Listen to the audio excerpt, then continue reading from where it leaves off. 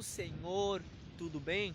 Então eu gostaria de compartilhar com você Mateus capítulo 14, a partir do versículo 22 e até o versículo 30, que vai contar quando Jesus anda sobre as águas e quando Pedro anda sobre as águas junto com Jesus.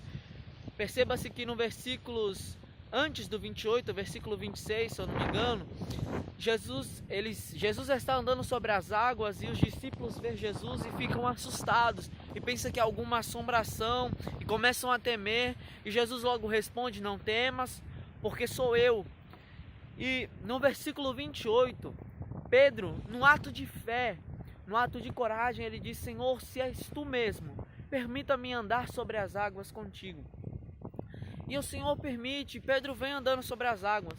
E no versículo 30, Pedro ele sente os ventos fortes e ele sente o mar, e ele para de olhar para Jesus e começa a olhar para o mar, e ele começa a se afundar.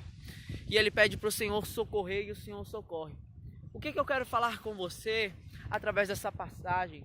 Então eu quero te dizer que isso se assemelha com a nossa caminhada cristã. Se você for olhar, nós começamos a nossa caminhada focados no alvo. Perceba que Pedro, quando ele está focado no alvo, que é Jesus, ele não sente os ventos, não sente o mar, não sente as ondas e começa a caminhar. E ele começa a andar até perto de Jesus. Só que quando ele vai sentindo o vento forte, quando ele deixa de olhar para Jesus, e quando ele deixa de olhar para Jesus, ele para de sentir Jesus e ele começa a sentir o vento forte. E ele começa a sentir as ondas, e ele começa a olhar para os problemas, para as tribulações, e começa a se afundar. E tudo começa a dar errado, porque ele perde o alvo e ele perde o bem mais precioso, o nosso alvo, que é Jesus. O que é que eu quero falar para você? Quem sabe você está vendo esse vídeo e você perdeu o alvo, perdeu o seu foco já faz tempo.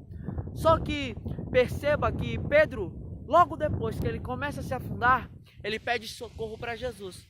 E Jesus, ele está lá, de braços abertos, para socorrer Pedro. E além de socorrer Pedro, ele ensina a Pedro: Pedro, tenha mais fé, tenha mais fé. O que eu quero te dizer, quem sabe você tem parado de olhar para Cristo e está sentindo as lutas, está sentindo as provas, o mundo parece que está conspirando contra você. Só que eu quero te dizer uma coisa: volte para o foco, volte para o foco. Comece a olhar para Jesus, e todas essas lutas você vai ver que elas não são nada comparado ao nosso bem mais precioso, que é Jesus.